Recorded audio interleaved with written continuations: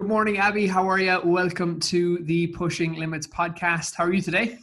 I'm very well, thank you, Shane. How are you? I'm doing pretty good. I think we have very similar forecasts today in Ireland and England. It's grey, can't really see the other side of town. Very misty and a bit of fog, bit of low cloud, but a perfect day for recording a podcast. True, that's true. Standard UK weather. Standard UK weather. Abby, tell us a little bit about yourself, what you do, where you work, and the exciting work that you get to do. Yeah, sure. So I'm the sports scientist at Precision Hydration. So Precision Hydration, for anyone that's unaware, is a sports hydration company that specialises in personalising hydration strategies. So we try not to just take a one-size-fits-all approach. You know, here's a bit of electrolyte, here's some fluid, off you go. We try to personalise it to how athletes actually sweat. And when we talk about sweat, we usually talk about kind of two factors, you know, their sweat rate and their sweat sodium concentration. So that's probably the more unique bit. It's how salty an athlete's sweat is. And that's a very variable factor. You know, we have really salty sweaters and we have not so salty sweaters. Then we also have to factor in an athlete's duration. And they're probably the three main factors that we discuss on that side of things. So we then have different strength electrolyte products to meet those needs. We have testing that we can carry out. And then more recently, we've kind of just stepped into the fueling side of things. As you know, Shane, you've been trialing some of the products. So yeah, expanding into the kind of, we don't like to use the word nutrition too much because we try to steer clear of saying we're nutritionists. We just focus on the fueling, you know, before and during that exercise, helping athletes fuel their performances correctly. Super exciting work because, you know, from my line of work, Abby, it's an area that a lot of people struggle with. A lot of people struggle with, you know, training hard for X amount of months, and then it comes to the day of the race or the day of the event and boom, gone. You know, it's just something didn't go right. And a lot of times it can be traced back to something as minute as one or two things, you know, a training error or usually a fueling error as well, you know. So I guess, you know, what are some of the main things or main mistakes before we get into some of the more specific stuff, and we have some kind of points we do want to cover in our chat, Abby, but, you know, let's keep it broad, like the main things or the main errors you guys at Precision Hydration see people making. What would they be? Yeah, I think there's definitely some common ones. One's got to be just under fueling. I think a lot of endurance athletes don't appreciate how much they need to eat, you know, how much they need to consume. That's where, you know, not to self-promote too much, but on our website, we have a new tool called the Quick Carb Calculator. So you go onto our product pages and, you know, how much fuel do I need? And you put in what event you're doing and whether you're racing or whether it's going to be moderate intensity. And it gives you a boundary of like, this is the amount of grams of carb per hour you should be hitting. And that's really an education tool to try and tell athletes, look, it's you need to be eating enough. I say another one is athletes often think that they don't need to eat straight away in something that's a long event, and I completely understand the logic of that. You know, I sit down and talk to athletes and they say, oh, well, when I get to hour 2 I'll start having my gels, and they think it's because they've preloaded, they've eaten a carb rich breakfast, which is perfect, and they think that will carry them through the first couple of hours, which isn't incorrect, but you spend the first 2 hours eating into your muscle glycogen stores, which then means that you're really kind of living dangerously for the rest of that race, where you have to maintain, you know, eating consistently because you've gone through your stores. So actually we would say no, for a long event, you know, start, you know, immediately, in inverted commas, you know, in the first 20 minutes, 30 minutes, be having your first gel. You don't want to be, living on the edge. The classic one, trying something new on race day. Athletes know they shouldn't do it, but then it's really tempting to pick something up from the aid station because they've not had to carry it with them. You know, suddenly they're reaching for this really carb-rich energy drink mix that they've never had before. You don't know how it's mixed. It's often not correct on these aid stations. So just avoid that. Stick to what you know. Stick to the plan. And then probably another one is often athletes, particularly UK athletes, you know, we've just discussed the weather here is not that great. It's pretty cool most of the time. But a lot of people will go abroad to race, you know, big Ironmans or ultras or, you know, whatever their A race is. They go and get some sunshine for it. And that can be a big shock to the system in many ways, you know, not being heat acclimatized, but also on the nutrition and hydration side of things. You know, when it's hotter, you need to drink a bit more, which often happens naturally. You know, you're thirstier for it. So it might not be something that you need to, you know, be too mindful of. You do need to be a bit mindful of it. But the sodium side of things is often people underdo their sodium and not realize. Because of course, when it's hotter, you're sweating more. That means your net sodium loss goes up. And suddenly their net sodium loss is far greater than they'd incur, you know, back home in their training. And they're perhaps, you know, not prepared for that. And that's when they might encounter things like, you know, muscle cramping, fading at the end of the race, nausea, dizziness, headache, that kind of thing. Just general not nice things to happen at the end of the race. That happens to people a lot. You know, the thing about it is as well that a lot of the times, you know, people and athletes and runners and cyclists and triathletes know that they should be doing these things, but still don't do them. You know what I mean? So that's something I think that, you know, the more conversation like this we can have, the better, and the more educated we can make people, I think is really important as well.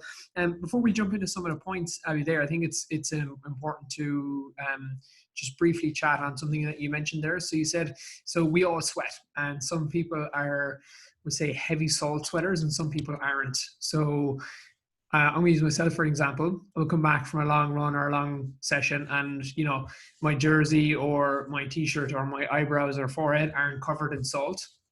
Whereas one of the guys I train with, like, he looks like a snowman when he comes back, you know. So people that are very heavy salt sweaters, obviously, you know, have different considerations and different things to look at than people who might not be losing as much salt through their sweat.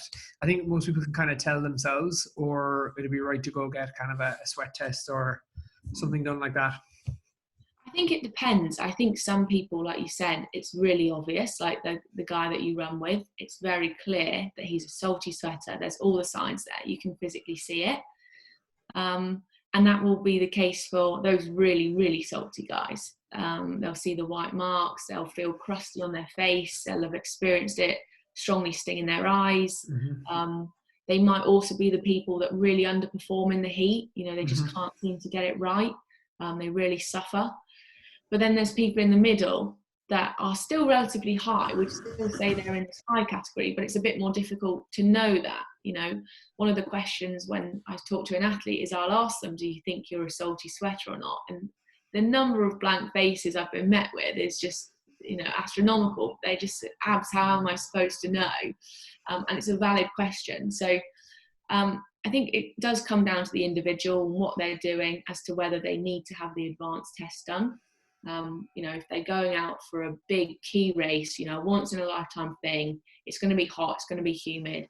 It might be a multi-day thing where staying on top of your hydration and sodium losses is going to be a big, big factor to success. Then I would encourage most people in that circumstance to get the test done.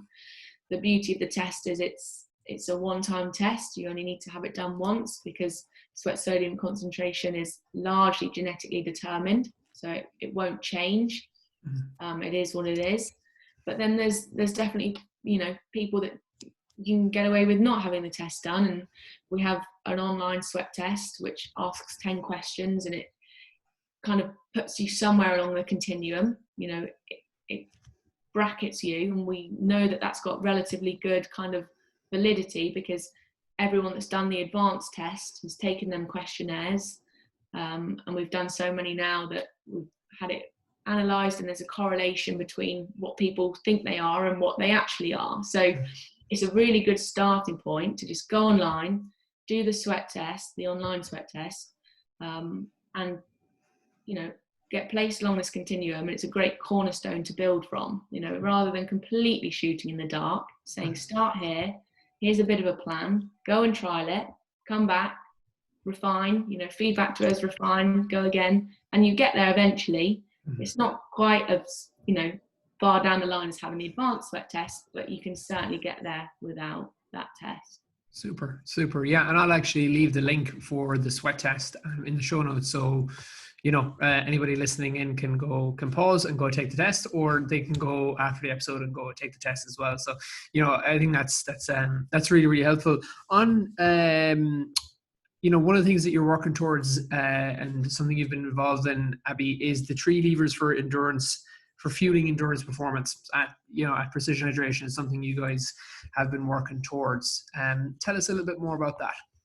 Yeah, this is a concept that we thought up because we're just trying to find easy ways to describe to athletes, what they need to do, what they need to think about.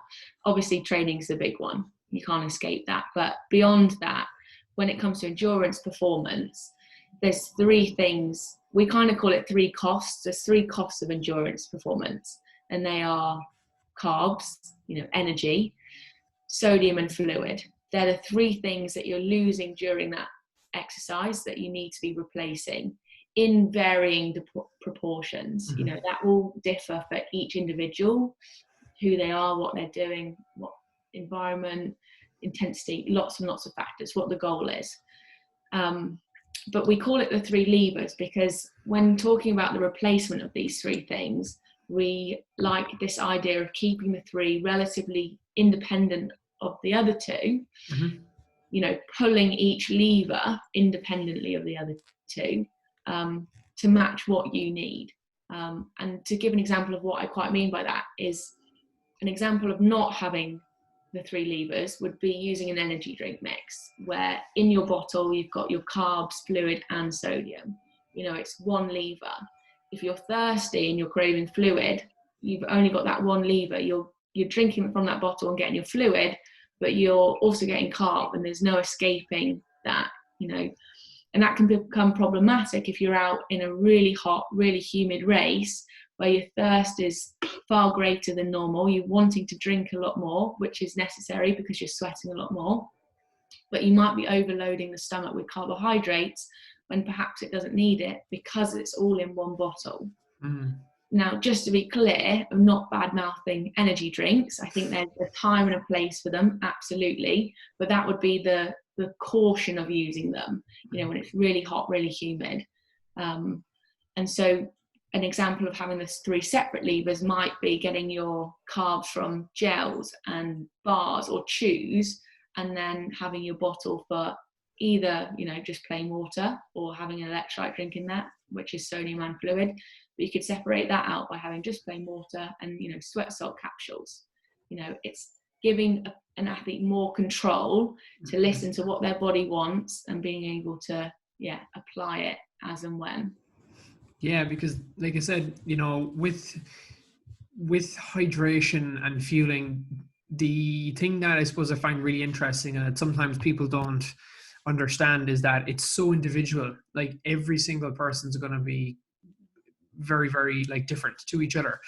You and I go to a race, it's going to be very different. We're going to fuel it quite differently. Somebody who's been training for 10 or 15 years, has trained their stomach, knows their numbers, is going to fuel very differently to somebody maybe doing their first Ironman or their first marathon. So I suppose that individuality component is very, very important. And I like the way you guys have kind of created your own way of trying to explain it and then educate people a bit, because again, it is an area of endurance. Like people buy the Nike shoes, they buy the new watch, and next thing they just absolutely explode on race day with something so simple that maybe if they did a bit of learning and reading and education, it might have actually helped them out a bit. I agree. And I often say to what you just said, really, to athletes, like, as far as I'm concerned, it's a controllable, or it's one of the more controllables, is your nutrition and your hydration. Yes, there'll always be slight things that go wrong on race day. You drop a gel or you lose a bottle and you might have to work a little bit more on the fly.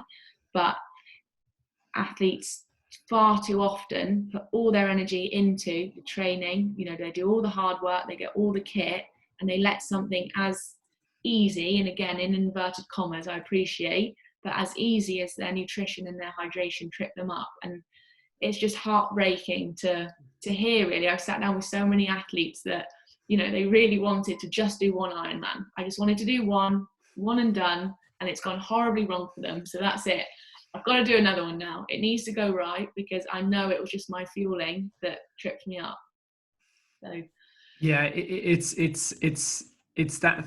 You would take triathlon, for example. We swim, I'd say it's the fourth discipline, because especially maybe in the longer course stuff, it's a thing that, you're fueling a really, really long day. And it kind of suppose brings me nicely into another like kind of quick talking point, Abby, and that's like practicing what you want to do on race day in training. It's something that we have spoke about numerous times on the show, is you have to practice what you're doing in training if you want it to be successful on race day. Is that something you guys are aligned with as well and promote? yeah, you're so right. And I should have actually included that earlier in those common mistakes. I think is there's a couple of points here. I think some athletes have a belief that if they don't use a lot of carb in training and then use lots in race day, they'll get this magical boost. They'll have so much energy on race day and feel great. But sadly, it doesn't work that way, because, as you said, Shane, your stomach needs training in the same way that your muscles and body does. If you try to smash the carbs on race day, the likelihood is that it's going to go horribly wrong. GI discomfort all over the place. It might even lead to a DNF, if it was that severe. So you're so right. They need to be using carbohydrates in training, and preferably what they're actually going to use on race day. Trial the plan. And you want to try and do that in those 1 or 2 sessions each week that kind of mimic some kind of race intensity or race conditions, in some way replicate what race day is going to be. That's not to say that there's no use in using them in, your long, easy run, but athletes should be aware that the way in which the gut behaves on a long, easy run is very different to when you're pushing the pace on race day. And that comes down largely to blood flow in the body. When on a long, easy run, there's probably plenty of blood flow going past the gut, so absorption rate is really high. When you're pushing really hard and the muscles have a greater demand for blood, and perhaps you're really hot, and the skin has a greater demand for blood, that blood flow is going anywhere but the gut. The gut falls right to the bottom of the list. Really poor blood flow past the gut means that the absorption rate diminishes, and you get a greater likelihood of poor absorption in the gut, a bit of a backlog of carbohydrate in the gut. So it's really key to make sure that what you're using works, when things get intense. Yeah, there's definitely, I think, room for people to explore that a little bit more. It's something that even late as last night, I was voice noting somebody in the US who's currently training for the New York City Marathon.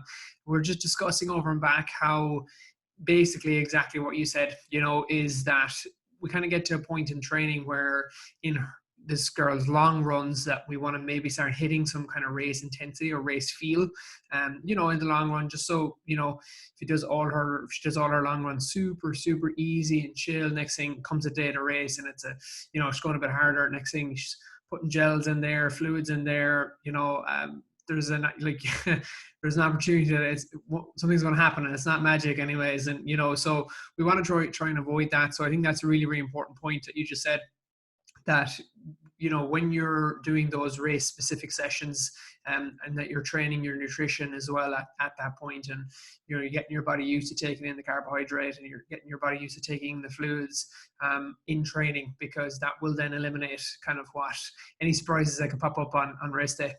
Yeah, for sure. And in terms of how to do that for an athlete, it needn't be too complicated, sort of 6 to 8, maybe a bit longer if taking fuel during exercise is completely new for you, but 6 to 8 weeks out from race day, just start with what is tolerable to you. Look on the back of packets, actually dive into the numbers, what is my grams of carb per hour that's tolerable to me at the moment, and then just look to progressively increase that. And you want to have that kind of optimal number in your head at the start of that process. What do I want to get up to? What do I want to be able to consume on race day? Yeah. And it's really as simple as that. Mm. Another thing, Abby, that we do, obviously, I don't know yet, maybe precision hydration, we'll get to that at some point, but some of the races that we go to or we race at, we can't exactly get precision hydration gels at the aid stations. So one of the practices that I get, people to do is, if they're traveling to a race in the US or over in Europe is, do your research. What nutrition is handed out there on the day of the race? It might be worth ordering that online and training with it. Or if you have your own personal stuff, bring that with you. Use the special needs stations that they have in an Ironman, or if you're doing a marathon, you're going to have to bring it with you, and just get used to doing that. Yeah, I'd agree with all of that. Any of those three options is preferable. If you're going to use aid station stuff, look up what it is and again trial it before, or take your own stuff, which I think is probably the fan favorite. Most athletes will take their own stuff. Yep. And yeah, make special needs if you're an athlete lucky enough to have special needs. Yep. The quickly before we move on there, Abby, the thing about the blood flow I think is really important, because again, just I was kind of one part of my mind was thinking ahead of what I was going to chat to you about next, and then the other part was like, oh, that's actually a really good point. We say, so for complete beginners, so we have people that might be listening in today, Abby, that might be a complete beginner. We have people who might be like, I'd love to do a marathon in 2022 or an Ironman in 2022. And they're like, what's the story of blood flow in my stomach? I've never really heard of that before. So we might just do like a quick explanation around that and why it's important. Yeah, of course. I suppose the best way I can explain it is, when we talk about absorption in the gut, we're talking about the movement of carbs, sodium, and fluid from the gut, from the intestine into the blood. And absorption rate, the speed at which that absorption happens from intestine to blood, is dependent on how good our blood flow is past the gut. When we've got really good blood flow, it's getting rapidly moved on past the intestine. Let's use carb as an example. A gram of carb, it wouldn't be a gram of carb, but let's say a gram to make it easy, gets absorbed from intestine to blood, and then we've got really great blood flow at rest, and it just whips on past, and it keeps that gradient between the intestine and the blood nice and high, so the speed at which it moves is really quick. When blood flow slows down, and so carbs moving across, but then it's not moving away from the intestine as quickly, that gradient narrows. And so once it becomes more even, speed at which stuff is moving across the gut wall will slow rapidly. And if you continue to eat, then you may experience a backlog in the gut. And that slowing of blood flow to the gut happens when we're exercising hard, because the muscles have a greater demand for blood. And then it happens even worse when we're exercising hard in the heat, because suddenly you've got the factor of the skin screaming out for blood flow because we're hot, we need to sweat more, and that's how the body allows that to happen. Does that make sense, Shane? Yeah, absolutely. And I think it's a case of, again, just reiterating the point that training your nutrition at that race intensity, or practicing race situations and race simulation kind of sessions that people would do, whether it be a long run, whether it be a long brick session for any triathletes listening in, whether it's a kind of a really hard, intense bike for any cyclists, or whatever it might be, is to for sure look at your Garmin or your Wahoo or your bike computer, but also think about what's going through those bottles, what's going in through the mouth, because it's pretty important. And like I said, it can be really it can be demoralizing for somebody to train for 9 to 12 months for an event, and for their tummy just to not play ball the day of the race. And like I said, it's not 100% avoidable, but it can definitely be prevented a large amount. I agree, and I'll just jump in there, Shane, and say that this is where hydration comes in, and it's really important, because you can think about dehydration as a constriction of the blood plasma volume, the amount of blood that we have going around. Plasma is the watery part of the blood, and when we sweat is drawn from the blood. So as we dehydrate through sweating, our blood plasma volume constricts. Now, going back to that demand on blood flow, if there's less blood pumping around the body, that obviously makes everything worse. If Mhm. you maintain your hydration, maintain your blood plasma volume, then there's more blood to go around. It's less intense, there's plenty for the muscles, plenty for the skin, and even some going to the gut, and everything can work, function nicely, no issues. But that's when, not maintaining your hydration, and towards the end of a race, it can become more problematic. Mhm.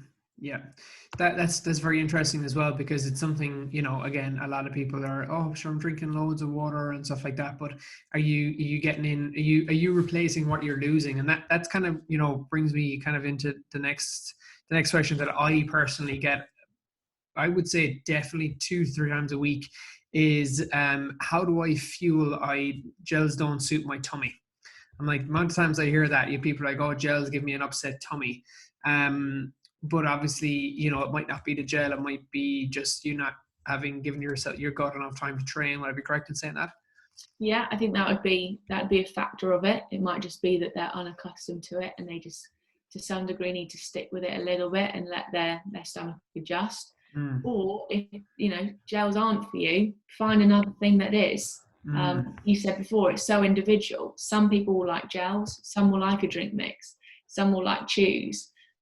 There's no right way to do it. The right way is what works for you. And if you we say, if you guys had an athlete, Abby, that was like, gels, can't do them, bad experience before, it's kind of like that, the fear of having like one bad experience with like one gel, and then all gels are bad. What would be some things that maybe somebody could put in place? Is it a case of give it another shot, or what are some of the things that maybe somebody could do? I would kind of interrogate why the gel didn't suit them. Why? Mm. What went wrong with the gel? There are some gels out there that are very, very sweet, very syrupy, which can, not be for some people. Very flavored. So it might just be a case of trying a few other ones. They definitely do vary now. You can get some thicker ones, some less flavored ones, some less sweet ones. So if they're really adamant that they do want to get good at using gels, I'll just shop around. But yeah, really diving into why that person didn't get on with them, I think would be the first step. Yeah. I think it's as well, like you said, it's. I think it's always worth giving another shot, because, like you said, it could be a thing where, it was just that particular gel, or maybe, like in an Ironman, you might get a gel bottle and put maybe 8 gels in a bottle, top it up with water. It might be easier if you've a little bit more water in there to help you digest it and consume it. So yeah, it's definitely worth kind of giving another shot. What about caffeine, Abby? When we talk about caffeine, and caffeine in gels and caffeine in fluid, hydrating products, what are some of the things maybe to consider or also look out for? Because Yeah, I know people can tend to go a bit insane with caffeine on I, race day. I agree. Caffeine's a funny topic, and if you are a habitual caffeine drinker, then not taking any will certainly, likelihood be a little bit detrimental to performance. You won't feel as good as if you, had your morning coffee, if you're someone that relies on having it. From a quick detour here, just to make a point, coffee is not dehydrating. It's not as bad as it's made out to be. I often get athletes saying, should I not have my coffee in the morning? Is that going to dehydrate me before the race? And I say, no, have your coffee. If that's what you always do, that's your routine, stick to your routine. It's that kind of myth comes from a study that looked at lots of different fluids and then looked at urinary output, and coffee did have people peeing more than fluid, squash, water, but it's not a net loss. You don't lose more fluid than you're consuming in that coffee. So that's just a caveat. Back to the question, caffeine. If you're a habitual caffeine drinker, coffee drinker, I'd have that in the morning. For anything kind of 3, 4, maybe even 5 hours in duration, you may not need to take any caffeine during that event at all. The half-life of caffeine is around 5 hours. So if you have a pretty strong coffee in the morning, that may well carry you through that race. once you do get beyond that, obviously you might start feeling the effects wearing off a little bit, and so you might think about taking a dose during that performance, whether that be a gel, caffeinated chew, a caffeine tablet. Caffeinated gum is quite popular as well and quite effective. Again, personal preference.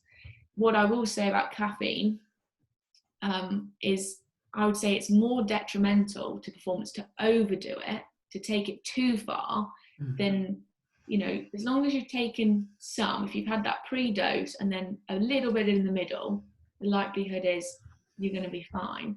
What's more damaging to performance is athletes overdoing it and experiencing jitteriness, headaches, stomach issues. Again, I had an athlete recently, a professional Ironman athlete, female, who was taking about 10 caffeinated gels across the bike and the run. And these caffeinated gels were strong. They were 100 milligrams of caffeine. And when we crunched the numbers and debriefed to her, you know, I said, like, you know, is this normal for you? Because everyone is different and responses to caffeine are very individual. You know, how do you feel taking that? And she said, oh, well, yeah, I don't sleep for 2-3 days following a major race. It's just like completely bonkers. So to just put some numbers on like what a usual caffeine dose would be, it's 3 to 6 milligrams of caffeine per kilogram of body weight. So if we take a 70 kilo athlete, we're talking around 200 to 400 milligrams of caffeine would be that, you know, 200 would be a relatively light, moderate dose, and 400, you're talking as like the upper end. And she was taking 10 caffeinated gels at 100 milligrams per gel. So that's 1,000 straight off. And she was having a coffee beforehand. It was just mental. It was, you know, 3 times as much as she needed to be taking. So yeah, I think there's a little sweet spot, and as long as you're in there somewhere, you'll be fine. But it's not, I don't think, as big a, you know, thing to be discussing as, you know, carb, fluid, sodium. Me too. It's just it's another very, very common question I get, like 2 days before race, should I cut out coffee? Is like, if you do all your long sessions and you have a coffee in the morning, just keep everything the same. Don't change anything too crazy. And like we said, making sure obviously we're topping up on carbohydrates, sodium, and fluids. It's probably a lot more important when it comes down to it. But geez, that's a lot of caffeine. I'm a big coffee drinker, but that's a lot. Yeah, I know, right? We speaking of professional triathletes, you guys obviously work very closely with a friend of mine as well, Emma Pallant, who is killing it the last couple of months. Great girl. She was here in the Southwest Ireland with us, not last Christmas, but the Christmas before. You guys had a very, very interesting infographic from Emma's nutritional breakdown at the Collins Cup. You shared it across your social medias, and I found it very interesting. Obviously, Emma is one of the best professional long course triathletes in the world, and I think she's going to do really good this weekend at the World Championships. I can't wait to watch. So Emma, if you're listening, probably won't be, but best of luck. We're shouting for you.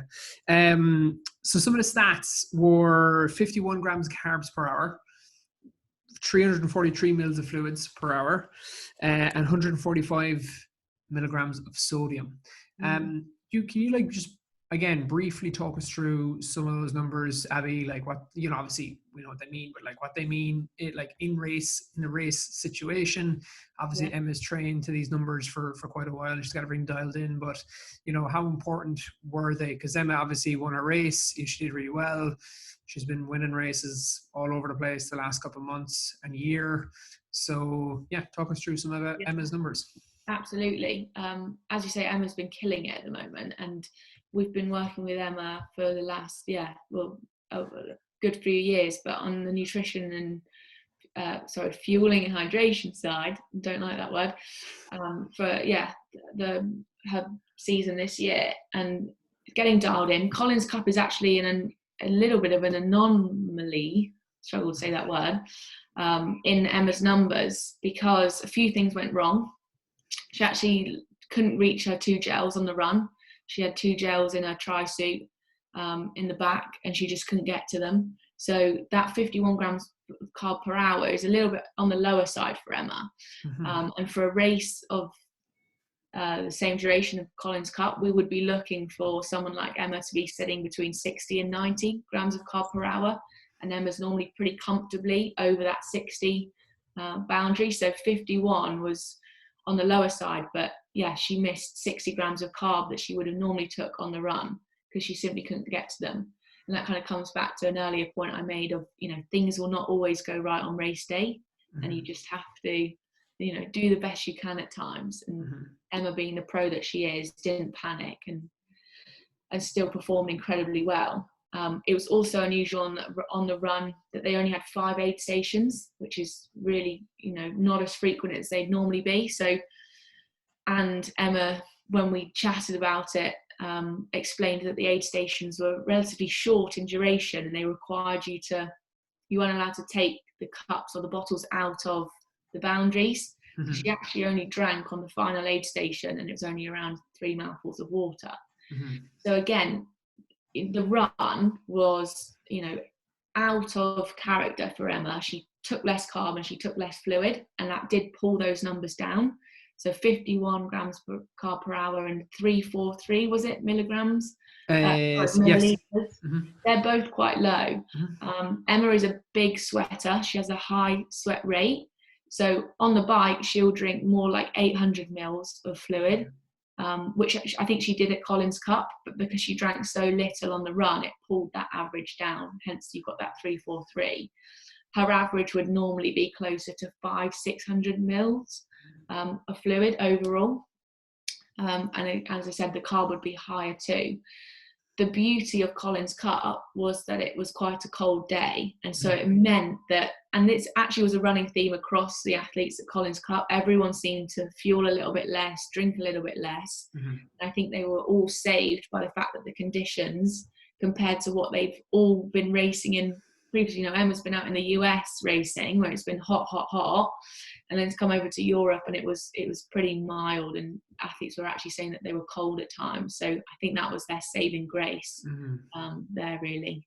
Yeah. No, I just found it really interesting that, obviously it's fantastic that you guys have that data, and as well that you share that data, because I think, again, going slightly off topic, I'm really enjoying the last 2 years how the professionals are becoming way more open about how they're doing things, sharing their, not just their training data, but, their nutrition, their fueling, their hydration, everything. I find it really interesting. I think it's great to share because it gives, the normal person a bit of an idea of like, oh, okay, cool, like this is what they're doing, so not saying we have to copy them, but they're professionals for a reason as well. We got one very, very interesting question in, Abby, when I asked our Run with Shane Facebook group members about, I say, guys, we have a hydration expert coming on the show, any questions? And one of the questions that came in was, Ian will say something like an Ironman triathlon. Are we best to look at fueling through fluids or fueling through solids? And I know, again, just for context, the particular person who asked this question has, previous experiences with stomach issues and not being able to get calories, fluids in during the latter end of an event. So again, that whole kind of fluids versus solids, I prefer fluids. Everyone's a bit different. What are some of your thoughts and points on that? Yeah, it's a tricky one, and it's not a simple yes or no answer. I don't think there is any one better than the other. It does come back to that what works for you type answer, which I know is a bit boring. In terms of the science, that neither is more efficient than the other at delivering carbohydrate. There's a great study that has shown that if you take the same amount of carbs in a fluid as you do in a gel, the same amount gets into the body and is used in the same way. So there's really no difference in the kind of effectiveness of the two. It all comes down to the person, what suits them best. On the liquid side of things, liquid fuel, I think it comes back to that level of control, but they are a really efficient way of getting carbs in. You know, everyone will ride with a bottle on their bike. So a lot of pros will have an energy drink, but they will subsidize that with gels. So I don't think it needs to be a, you know, an either or case. You can use both. It's just a tricky one to answer, Shane. I don't think there is a nicely packaged answer there. It is just a case of keep trial and erroring for that person until they find what works for them. I mean, you know, I completely agree with you, Abby. When I looked at it, I was like, that's going to be a hard one to answer, because again, with the individuality component to it, like I you know, I've been doing this for 11 years now, so I'm always trying to think. I'm like, okay, we'd spend all winter long moving parts of our bike, moving our saddle back a bit, changing this, moving handlebars, getting new stems, new shoes, you know, trying out new heart rate monitors. But, you know, when it comes to it at the end of the day, something like your nutrition is something you should be tweaking and testing and trialing and stuff the whole time as well. And if something's not working, ask why, you know, jump on, use the carb calculator on your website, do the sweat test, figure things out, get some sample packs, try them out, see if they work, you know, compare them to what you were doing 2-3 months ago. It's sometimes, you know, in endurance, people want, like, you should be taking X of this and then 10 of those, and then off you go, you'll have a PB for sure. It's not that it's not that simple, as we know. That's the vein of our athletes getting in touch a week before their race and what to take when, and it's sadly there's no escaping that element of trial and error. You know, we can say, well, this is what we would, you know, perhaps recommend, but there's no definite success there if you haven't trialed it. Yeah, absolutely. The next question that came in, Abby, I think it was again, you know, it'll appeal to a lot of listeners, and it might be something, again, we might have already kind of briefly touched on it, but I know we spoke there about, say, triathlon and long course triathlon. When it comes to a marathon, okay, so a marathon would be shorter in duration for most folks. What might be some of the things that, you know, people could look at from a hydration plan for marathon? You know, obviously might be starting 2 days out, you know, the morning of. What might be like a scenario that we could walk through that might be, I know, not exactly like, it's not a blueprint, but like it's pretty close from a guidelines perspective for a marathon? I think a big one for a marathon is making sure that the athlete goes into that event well hydrated, and that is kind of standard advice for whatever event an athlete's doing, but particularly something like a marathon where, you know, they're not perhaps running with bottles, or not got fluids available with them whenever they want them. So going into an event well hydrated, I always like to explain that in more detail, because that can be interpreted by some athletes as, oh, well, I'll just drink lots of water then. And that's a little bit counterproductive, going back to sodium and fluid balance in the body. You know, if an athlete just drinks lots of plain water, and you can see me on the screen, Shane, what I'm doing, but I've got, you know, my two hands up. One is sodium in the body and one is fluid in the body, and the body loves balance. So at the moment they're in line. If a person drinks lots of plain water, you know, puts lots of plain water in the body, what that actually does is it potentially dilutes the body's blood sodium levels somewhat if they excessively drink plain water. And as we all know, when you've drunk lots of plain water, you pee it out, and that flushes a few more electrolytes out. And you come to the start of that race, and an athlete's on the back foot, actually. You know, they're lower on fluids and low on sodium, the two things that they're about to go and sweat out, you know, that they need. The opposite happens if you have, and haven't talked about our products yet, but we've got 3 key strengths of electrolyte drink. We've got our 500 strength, our 1000 and our 1500. 500 strength is very similar to a lot of electrolyte tablets out there in terms of sodium content. Then you've got the 1000 and 1500, which are around double and triple the sodium content. And the 1500 is predominantly our preload strength. So yeah, coming back to this sodium and fluid balance, you consume something like our 1500 drink beforehand, you know, this higher sodium containing drink, you create the opposite effect. You create an imbalance the other way. You know, sodium levels go up. The body doesn't want to make this imbalance any worse by getting rid of its fluid, so it hangs on to it. You know, when you take a bit more sodium, a bit more salt, the body retains its fluid better. So you hang on to that. You start with a greater buffer of sodium and fluid. Again, the two things that you're about to go sweat out and lose. And you're starting with the best foot forward. So that would be my key advice for a marathon runner. And in terms of implementing it, you'd have one the night before, 1500 tablet in half a litre of fluid the night before. And you'd take one the morning of. Around 90 minutes before that race start, you'd mix that up. And I'm a big advocate of just drinking that to thirst, over that 90 minutes. Don't feel like you have to finish that half litre if you're really not thirsty for it, but have it there, be sipping on it, topping up fluid and sodium levels before that race start. Then obviously in race, athletes may run with a bottle. If someone's going to run with some soft flasks in a vest, then it's easy. You might have one plain water and one with a pH tablet in or an electrolyte tablet in. If you're not going to run with a bottle, then you've got fluids that you can collect at aid stations. Again, I'd just largely stick to water. And that's where something like our sweat salt capsules, salt tablets come in. You replace your sodium losses through the use of them capsules taken alongside plain water at aid stations. Now that is the hydration side of things, Shane. Obviously, then an athlete would need to think about their fueling on top of that. So let's chat about the fueling then. We've got maybe an athlete carries 2-3 gels with them.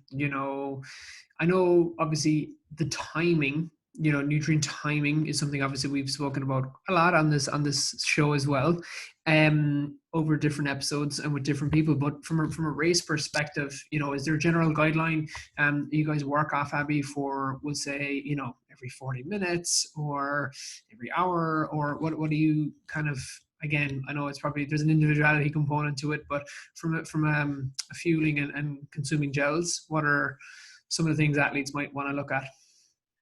Yeah, it's that phrase, it depends, coming back again. That's also been said, I would say, probably 10,000 times on the podcast, Abby, so we can say it a few more. It's all good. Yeah, honestly, on repeat. Yeah, as every half an hour is a relatively good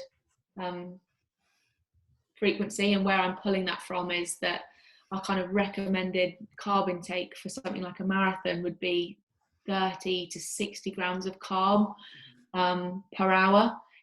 That does depend on the person. If we're talking about an elite marathoner that's pushing the pace, it might be, beyond that 60 grams of carb per hour. Our gels personally have 30 grams of carb in. So every half an hour to take a gel, that's hitting your 60 grams of carb per hour. Yep. But as we said, Shane, it does depend. It does depend on the individual, what their goal is, how long they're going to be out for. There's lots of factors there to take into account. This is just a random question that I've just popped into my head, Abby. From a fueling perspective, are there any differences between, we'll say, absorption rates of fuel between men and women? Is there differences there? This is a great question. I've actually just written a blog on this. It's not yet live on our website, but no is the short answer. Okay. It's a good question, and one way you might think there'd be differences, but because the rate limiting factor in the use of carbohydrate during exercise is that absorption of the gut, and there appears to be no difference in the potential absorption rate between men and women, there's no difference, because that's the slowest part of the whole process. Sure. People will say, well, aren't men generally larger than women and therefore require more fuel? But again, there's a great study by Asker Jukendrup that has showed that body weight actually has no effect on exogenous carbohydrate oxidation. So the use of consumed carbohydrate, basically.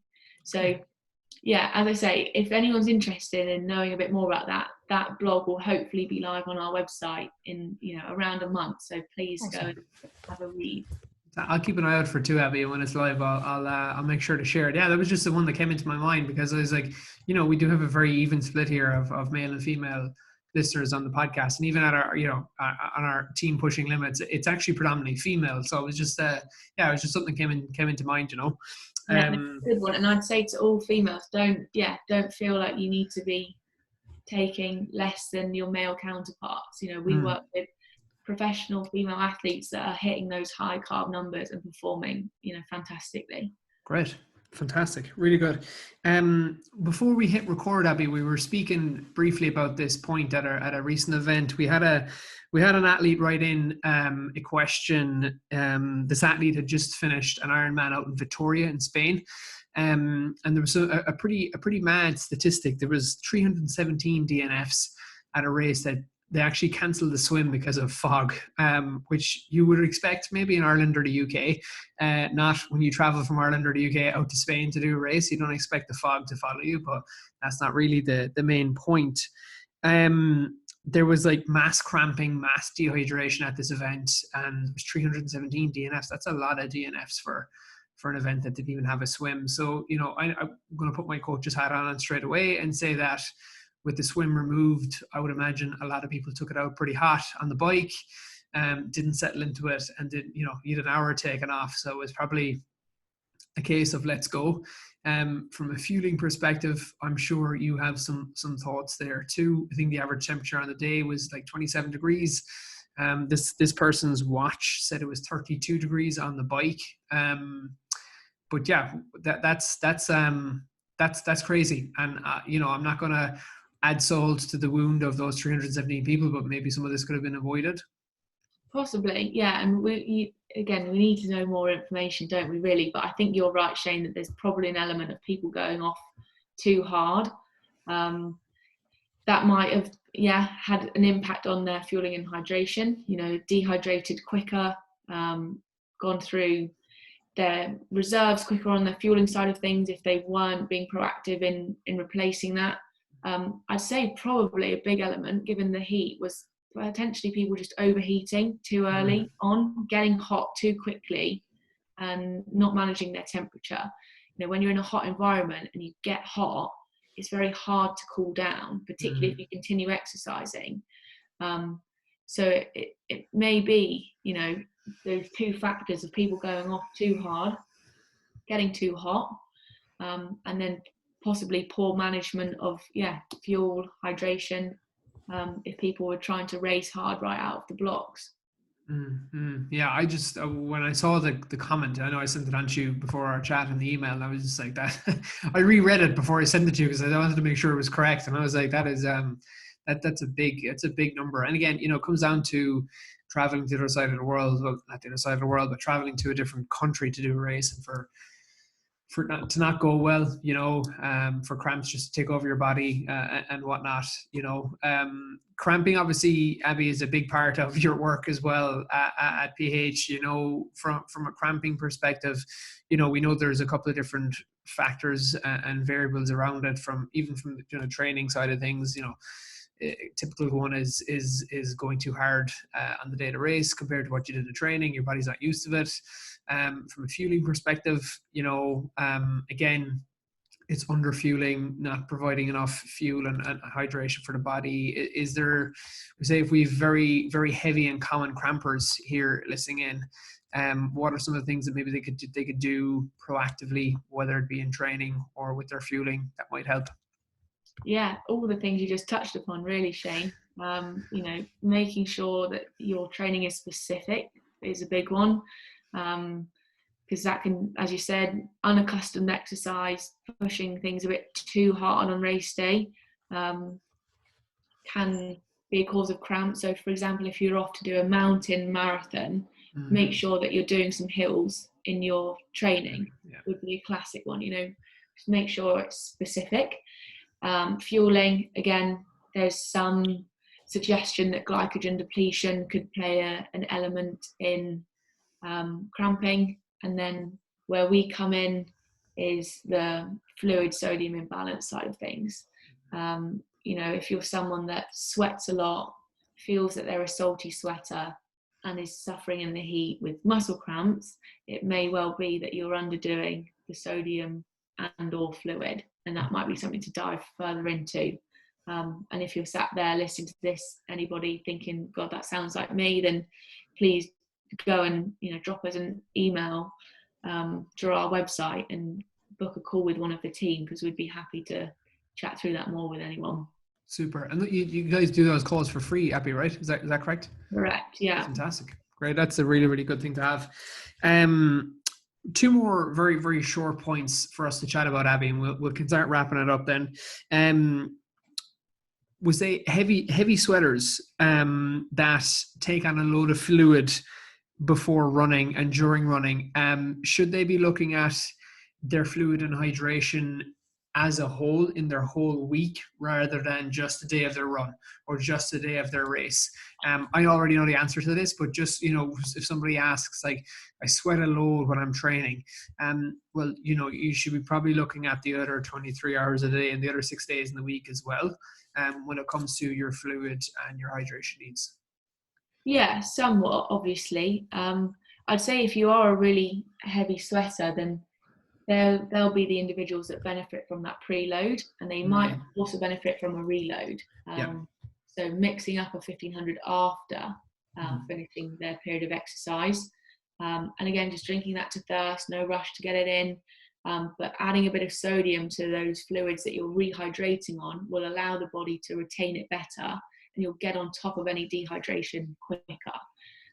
So that will prevent you carrying any kind of sodium fluid deficit over to the next day, into the next session and the next session. And that is a big problem with athletes that train a lot and have high training loads. It's this kind of chronic dehydration. So yeah, they do need to be mindful of just, drinking plenty throughout the day, but don't take it to silly levels, going back to that overconsumption of plain water.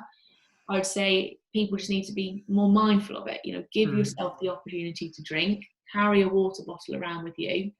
We are all bad, even myself. I work in hydration, at sitting down to work for the day with a coffee and maybe one glass of water, and I go, till mid-afternoon not refilling that glass of water. You need to allow yourself the opportunity to drink. So be mindful of refilling that bottle. Don't overdo the caffeine. It's not dehydrating, but it's the least hydrating fluid bar alcohol. So that's the other point to say. Don't overdo the alcohol, particularly around periods of heavy training, heavy racing, because alcohol is a dehydrating fluid. You do expel possibly more fluid than you are gaining in drinking that. So that'd be my advice. Super. So with anybody listening in that usually has 6 or 7 pints of Guinness before their long run, should probably maybe not look at doing that. Yeah. And then as well, the last kind of point, Abby, before we wrap it up, is you guys have the sweat, the online sweat test on the website, which again I will link in the show notes so people can check that out. Are there any at-home things people can do, to kind of test their sweat, or is there best practices or things people can do to kind of help give themselves a better gauge? Yeah, I'd say there's one thing. So right at the beginning of this chat, when you asked me to explain what I do, and we said when we talk about sweating, we talk about these two factors. It's the concentration and it's the rate. And they are equally important. One without the other doesn't give the full picture. Yeah. So the online sweat test gives us an idea of what your concentration might be. It kind of brackets you along that continuum. What you could do at home, what an athlete could do at home, and it's super useful, is to do some sweat rate testing. Let's work out the volume that you lose. And to do that, all it is a bit of pre and post weighing around sessions. Jump on the scales in as minimal kit before your long run, and jump on them again afterwards. And any weight loss, for each kilogram lost is equivalent to a litre lost of fluid. Now, if you drink something in that time frame, you do need to factor that in, because that's of course weight added. So you do need to add that in as well, and then just account for the duration. But the easiest way for people to learn more about that is, again, go on our website, click on our blog, type in sweat rate to the search bar, and there's a fantastic blog that explains it all in detail. And about halfway down, there's a downloadable spreadsheet that you just stick your numbers in, and it will do all the calculations for you. And it just starts to give a person an idea of, what am I more like half a litre per hour, or am I a litre and a half, 2 litres, you know? And it just helps build this picture of what your fluid loss is. We can help you with the sodium side, pull it all together and start building a more refined strategy for you. Fantastic. Super. That's really, really interesting, because again, you know, a lot of people, like, again, they know they should be doing this. They know they should be looking at it. They know they should be considering their fluid and their hydration strategy a little bit more. But then when you get down to it, people are like, I'm a bit confused. But when you do these tests, when you do the online tests, when you do the at-home tests, you can start kind of bringing pieces of the puzzle together.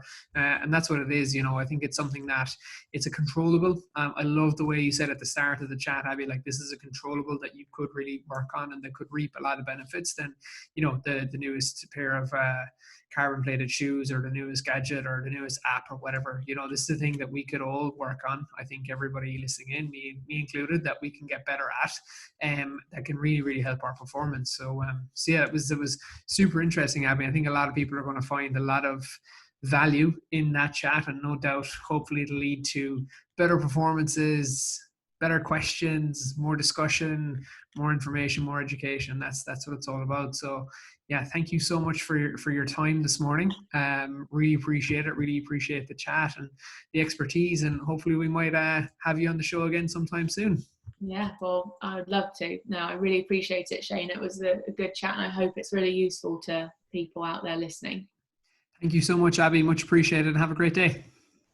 Cheers, Shane.